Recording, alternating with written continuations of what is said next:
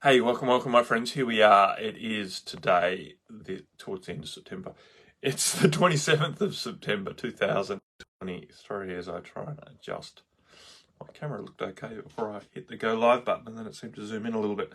Welcome. It's Chat with Matt. This is half an hour or so to talk about whatever is going on in your life, whatever you might want to know, whatever comes to my mind. I am suffering a little bit, and I use that term advisedly. I am suffering a little bit with hay fever this morning. My eyes are so itchy, I just want to scratch them out. But I've got my hands in my pockets as I talk to you. That I know to you as well. There's a little bit of sniffling going on.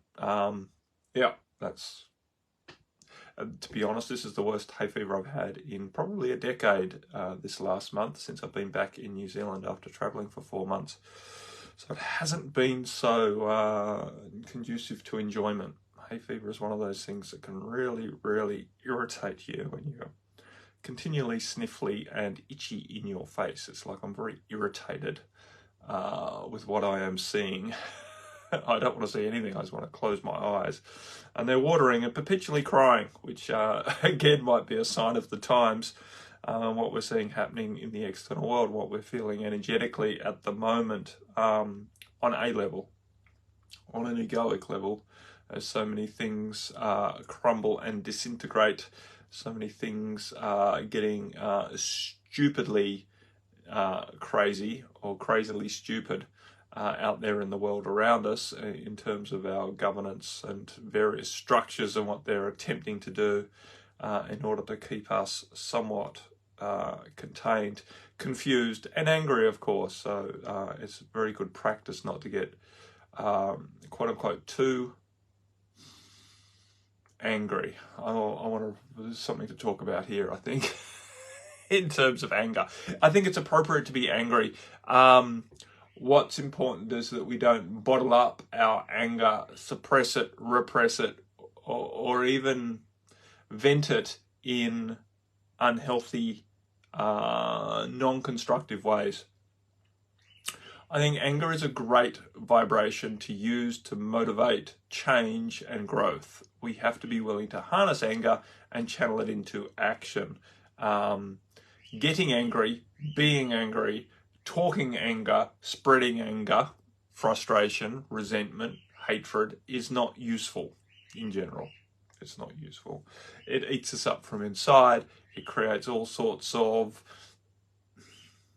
mental narratives that we then suffer through, basically. It robs us of our joy if we cannot utilize our anger in appropriate ways.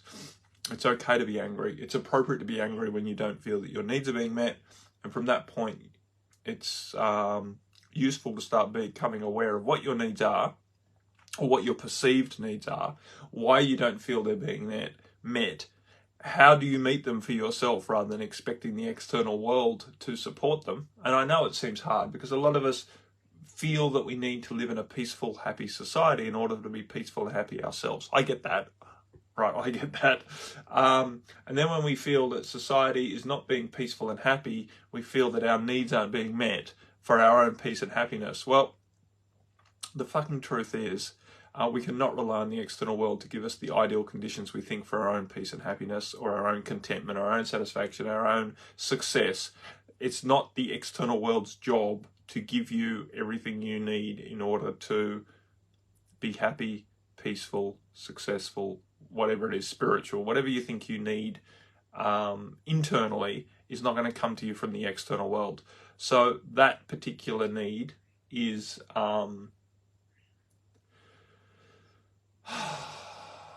whatever the right word is, delusional.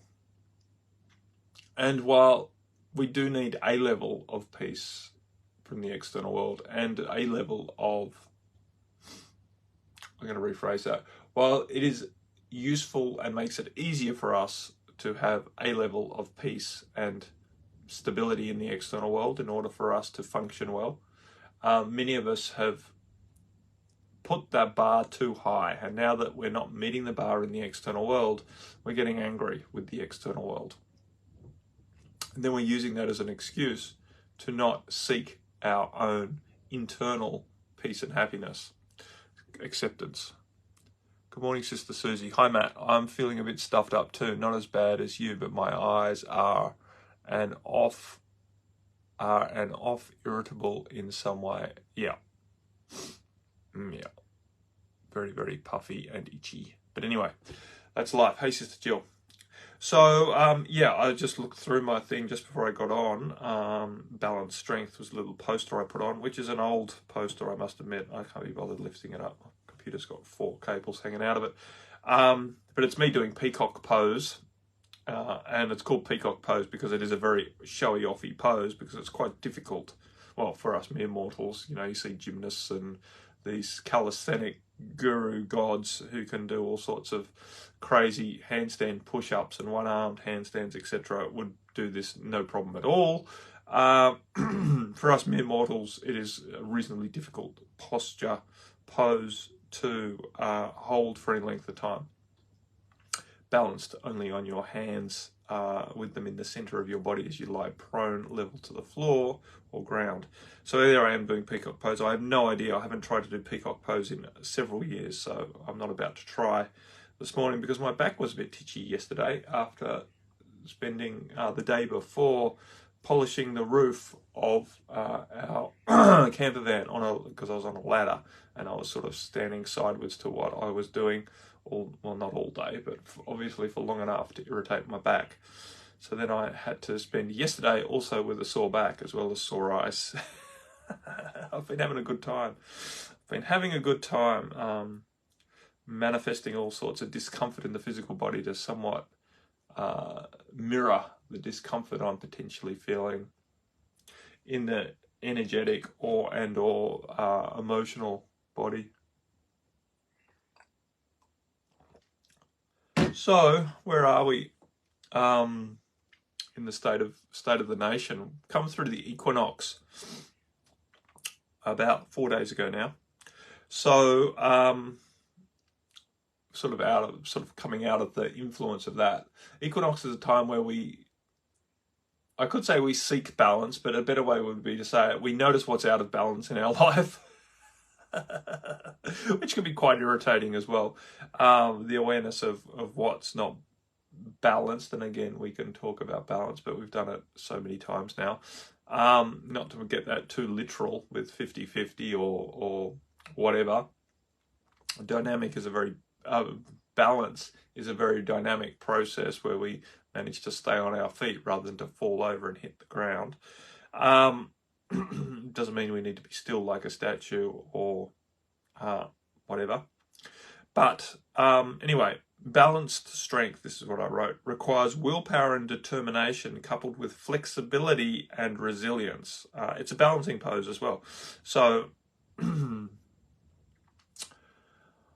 balanced strength, right? Strength that is not overly rigid, strength that is not one-sided, but a strength that will serve you well in this world requires willpower and determination. This is very important. I know willpower and determination can get us into a lot of trouble, but it also can be a great ally when coupled with a flexibility and a resilience, right? When coupled with a strong intent to stay open rather than to get closed. It's very easy to close off to be strong, right? This happens emotionally to people all the time. They appear to be very strong emotionally, e.g. not pushed around by emotions, but all they've really done is close themselves off to feeling anything. Therefore, they appear strong, but really they're quite fragile. Because if anything gets through, it's going to knock them off their feet. That's the point, right? Whereas someone who is open and is getting pushed around a little bit could be a lot stronger because they have a greater capacity to digest what's going on around them. They're not shielding themselves against it all. They are feeling it and digesting it, which is a much stronger place to be, a much more resilient place to be, and a much more engaged in life place to be. I could say it's a much more spiritual place to be as well. Spiritual in the true sense of being aligned with your spirit. Because if you close yourself off to emotions, you're basically closing yourself off to energy, which means you're closing yourself off to yourself, your spirit, and spirit around you. So this idea of being strong by being closed and immune, rigid, is not sustainable, especially not in today's energy, where we're all being helped to drop our barriers. Let's. I just need to do a refresh on this guy so that I see, make sure I'm here. Jill said, I had crazy irritating day yesterday just trying to get addresses changed on bank account. Told it had to be done online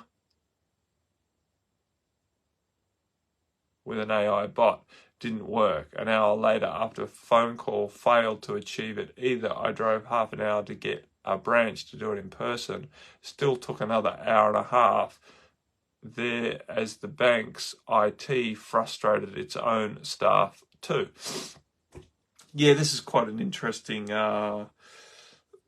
topic, isn't it? The IT seems to have gone a little bit crazy in several spheres.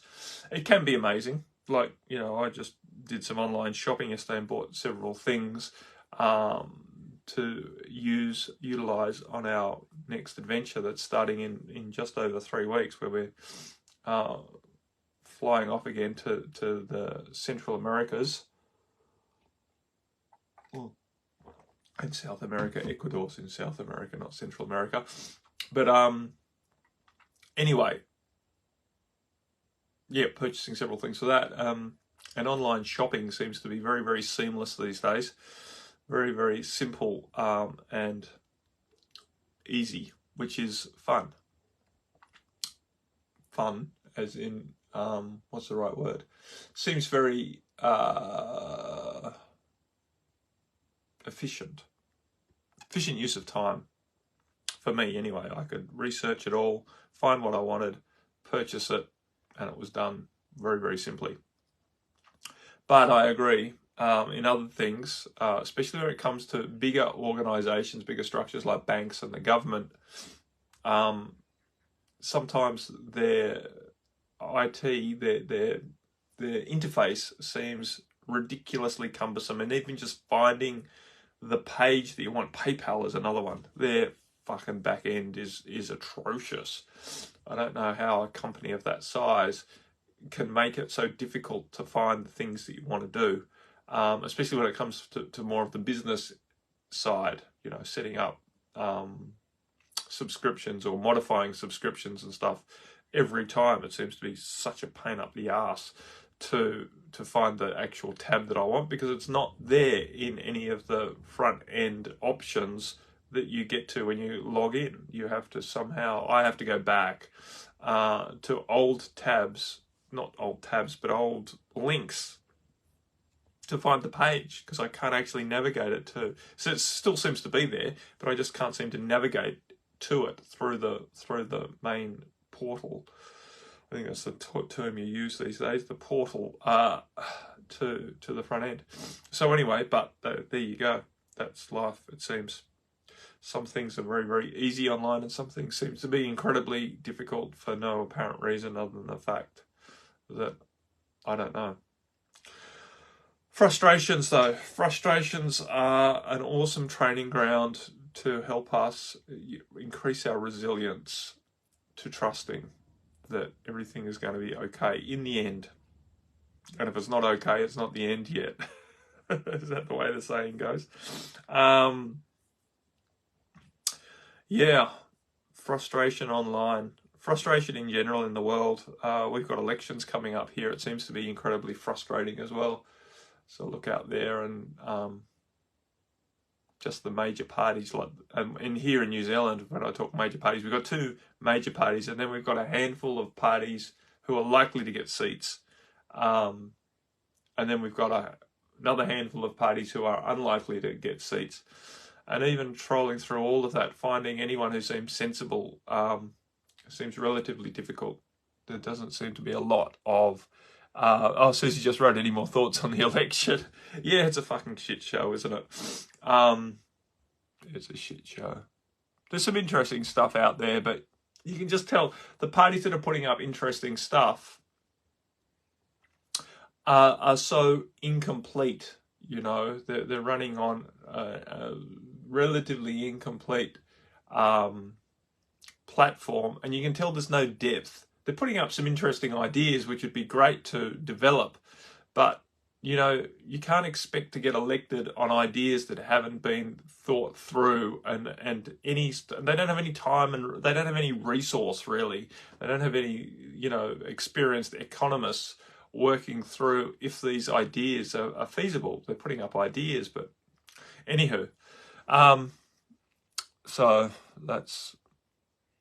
it's frustrating, and the major parties are just fucking lost the cause, really. Jill said, so felt under par today, so went for probably last swim of the season in the saltwater pool in Lido Pool here in my new home. In my new hometown, put all of the hassles of yesterday into memory, but now you mentioned PayPal, they were a nightmare too.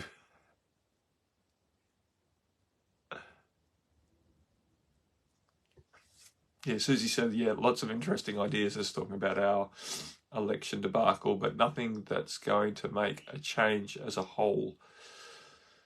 Yeah, because we know even if some of these minor parties do actually get a seat or two in government,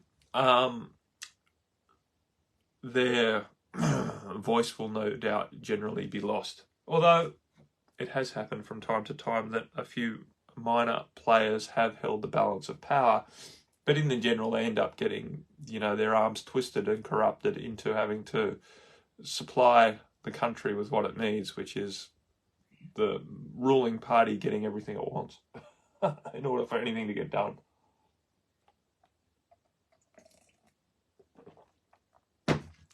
One thing I can say, I'm pretty sure that no matter what happens on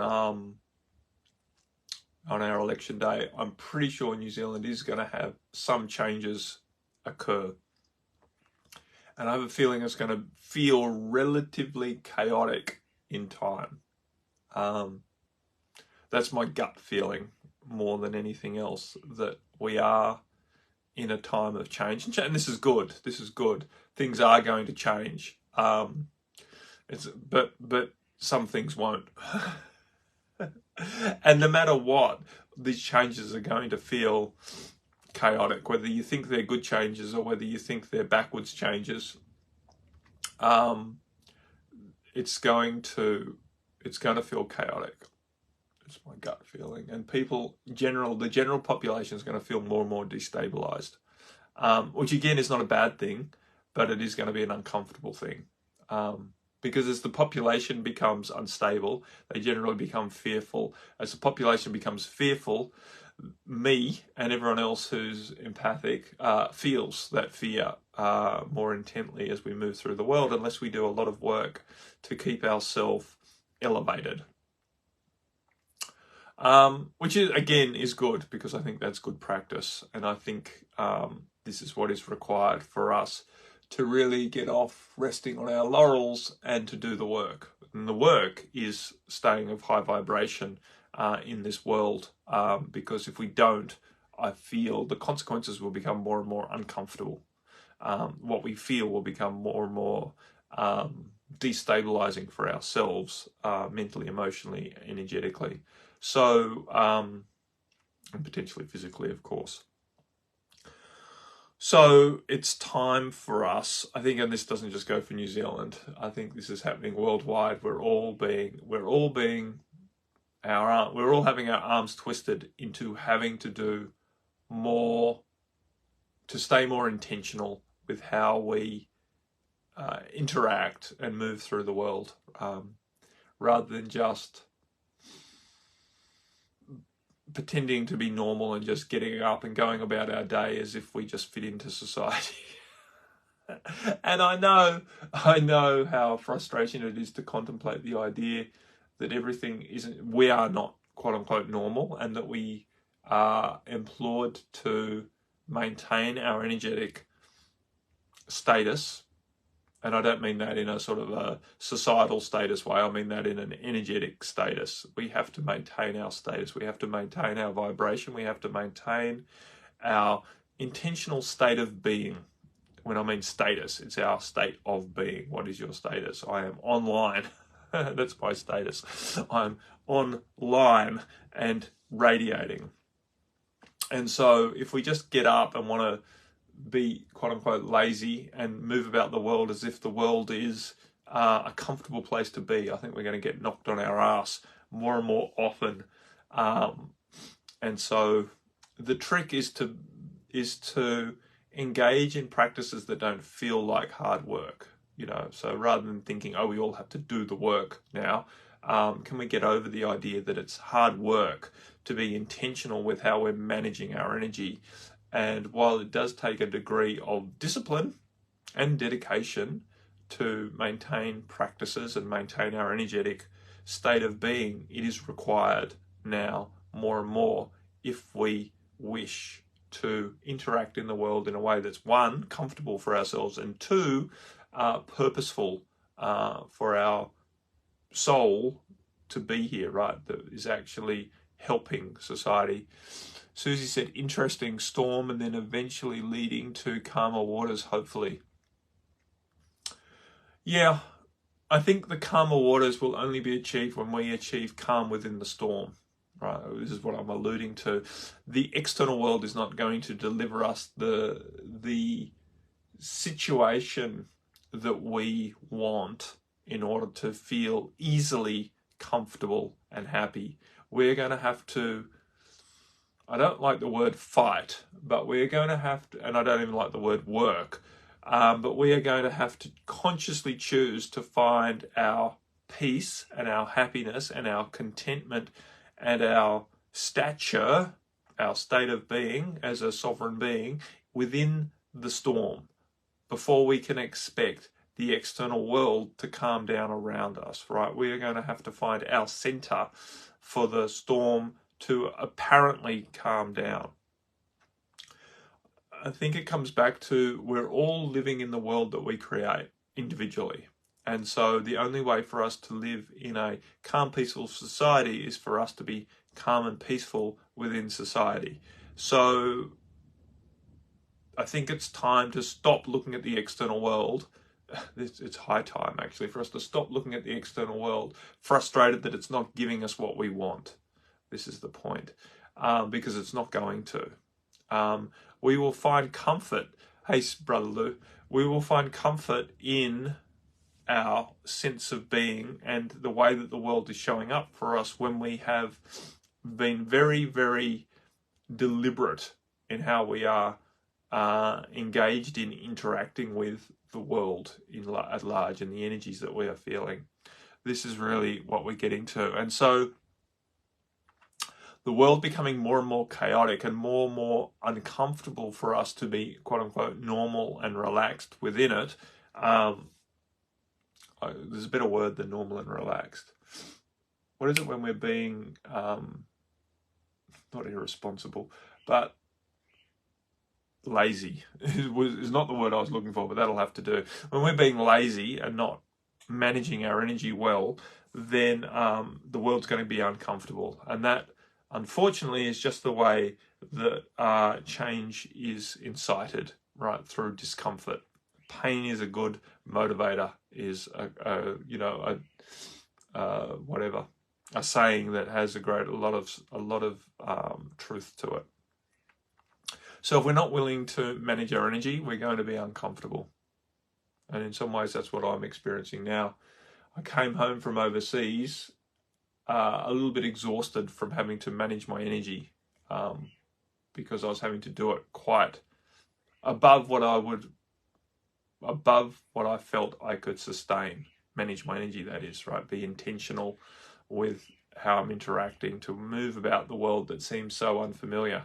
And I got home and collapsed in a heap, expecting to feel more comfortable here naturally, easily.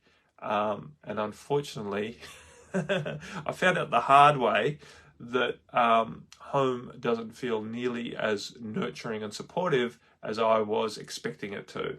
And I recognize now that these expectations were a narrative that I'd blown out of proportion being overseas. It was like, here it's really hard, at home it's really easy, right? We always put the happiness on the other side of the friggin' fence, right? The grass is greener on the other side of the fence. So wanting to go home because it's easy there, I get home and I find out it's not easy here.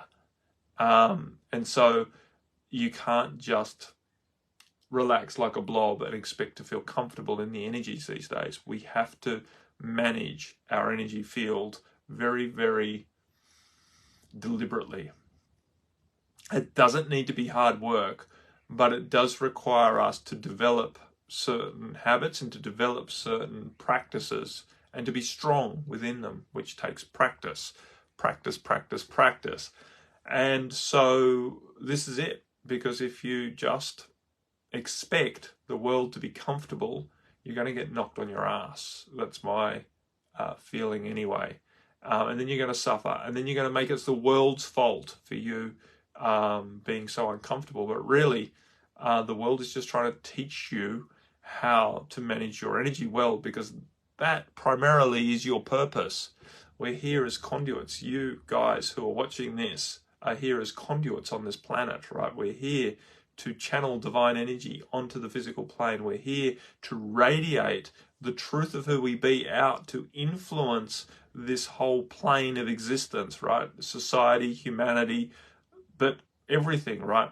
We are radiators and conduits, points of energy. We're like chakra points that move around, right? We are responsible, or it is our purpose, to transmit, transmute, and radiate energy in all sorts of different ways. And if we're shirking that opportunity, that responsibility, if you like, that purpose, then we're going to be the ones who suffer for it, right? Because one, we're not going to feel purposeful, we're going to feel lost, and we're going to feel shitty about that. And two, our being is made to radiate energy. When we're not radiating, when we're not being the beacon, we become the sponge. And when we're the sponge, we feel all of the shit that's going on around us, all of the shit that we're supposed to be uplifting.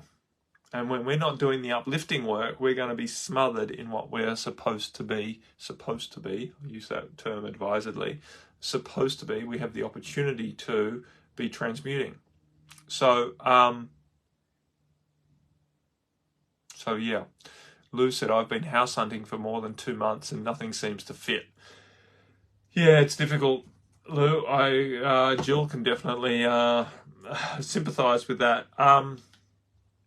It's difficult at the moment to find anything that feels comfortable in the external world. That's the truth. Just thought of maybe doing a cartography reading to see if the USA is where my next home should be.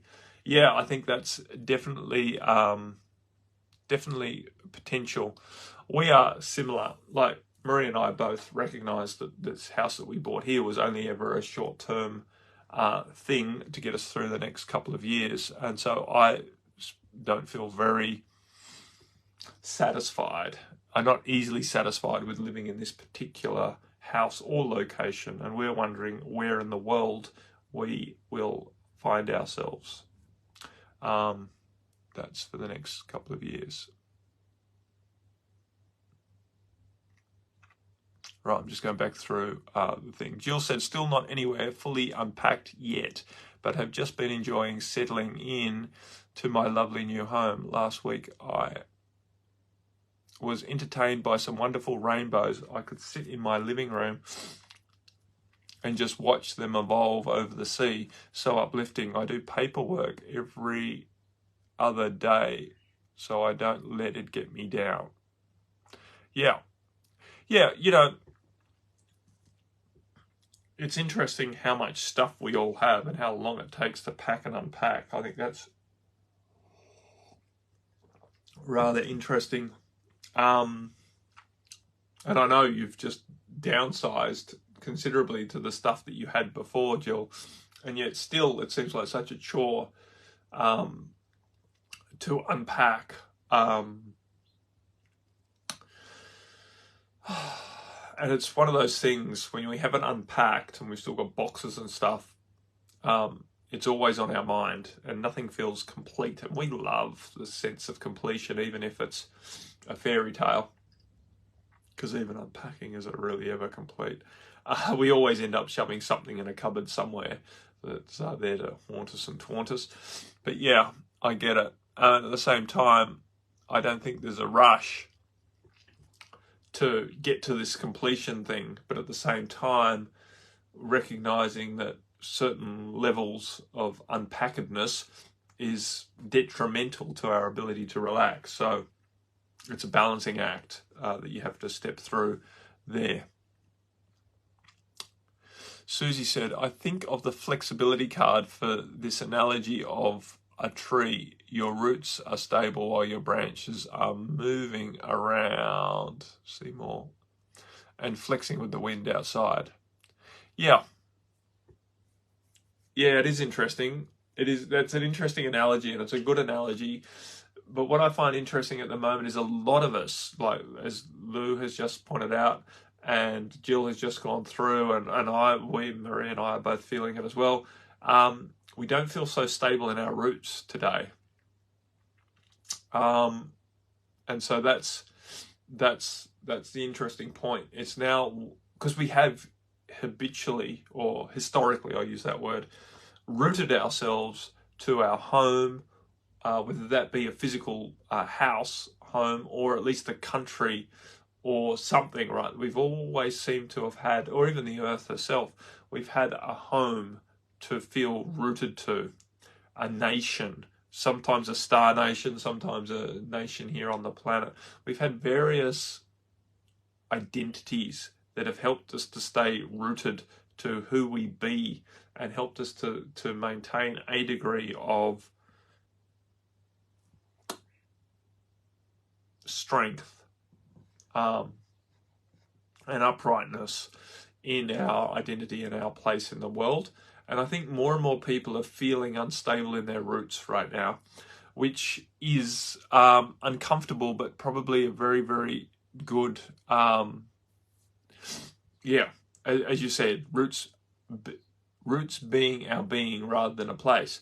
Yeah, and so I think a lot of us are getting to that exact point that we have to find our roots in something less tangible than what we have historically. And that's difficult for our little egoic self. So, allowing ourselves to go through this fundamental transition or transformation from identifying with external things, like countries and origins, or even like star origins. I think a lot of people, several years ago, that was very, very big. Lots of people were talking about, where are you from? Are you from Pleiades or Sirius or Lyra or whatever? And I never really, to be honest, resonated with that sort of idea of origin. I always recognise that, I've spent times in Pleiades. I've spent time in Sirius as well.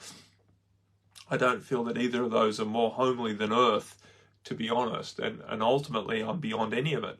So, but this desire for belonging and a narrative to go with that belonging that is tangible is very, very strong for the human intellect and ego and sense of self. So disengaging from that desire to have this root and finding our foundations in a more etheric narrative or knowing of beingness is a difficult transformation that I think many of us are in the process of navigating currently. And a lot of us are being shaken loose from various bits of our narrative, comfort zone story that we have been clinging to. I think that is very true. I'm just looking at the time as per usual. I'm already 5 minutes over time. So yeah, that's it. I think there's a lot to be said for this chaos around us shaking us loose from wanting or quote unquote needing our roots to be in something tangible to our egoic self. Jill said, I'm allocating a number of hours a day to do some unpacking, but today went to order the wardrobes for my clothes to go into. Last house had fitted wardrobes, this house doesn't. So it'll be sorted when it is. I'm still happy whatever. Today I got told I have picked up the local Devon accent already and sounded like I've lived here years. Yay. It's interesting how important that is for you guys in England, to have that sense of fitting into the local area, because otherwise you're a stranger and an outcast and an alien. And it's so pronounced, you know, just moving a few hours across country, that now you are an outsider. We don't have that so much in New Zealand, although there's a bit of a thing between the North Island and the South Island. But ultimately, you know, it's interesting how this iteration of belonging is so entwined in our psyche as humans, you know, and the want and the desire to fit in, and to be a local and to be accepted by the locals, you know. I think that was one advantage of traveling for 4 months straight, is, you know, basically being an alien for 4 months, and really coming to terms with not fitting in and being obviously an outsider. Here you are, a grockle, the name you give tourists, right? Yeah, it's like a gringo in Mexico, I guess. So, yeah, it's interesting how locals tend to resent tourists. That's an interesting inquiry to have. Why do locals need to resent tourists? It's very interesting in some cultures, of course. While there's a level of resentment to tourists, there's also a dependence on them. So it's a love-hate relationship. You know, we go to cultures like Bali, etc., where they are so kind and friendly to tourists, at least on the outside, right, as a tourist experience of it, because they rely so heavily. 85% of their economy is tourism, right? So when there's no tourists, they are hungry. And yet you have to look at it and think, wow, I'm sure they would be, you know, feel the pressure of having so many tourists around and the chaos that all of that brings. But I guess if you're rooted enough in survival, then you get past that. Anywho, my friends, I'll leave you with that. With that inquiry, you can think a little bit about what your relationship with tourists are, and what your relationship is when you are being a tourist, and why we as humans have such a desire to fit in to whatever society we are dwelling in.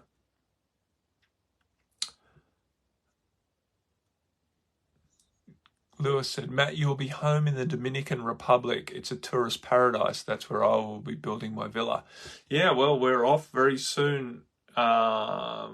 And I'm not quite sure where the Dominican Republic is, but I'm sure it's relatively close to where we're going. In 3 weeks' time, we're going to Ecuador, then out to the Galapagos Islands, and then back to Costa Rica, and then up to Mexico, and then home for Christmas. So not planning to go to the Dominican Republic this time round, but no doubt we might get in there. Last year, my wife went to Honduras with a friend from the States who's from Honduras, after they went to Costa Rica to find the venue that we're going to this year, this time, to do the retreat.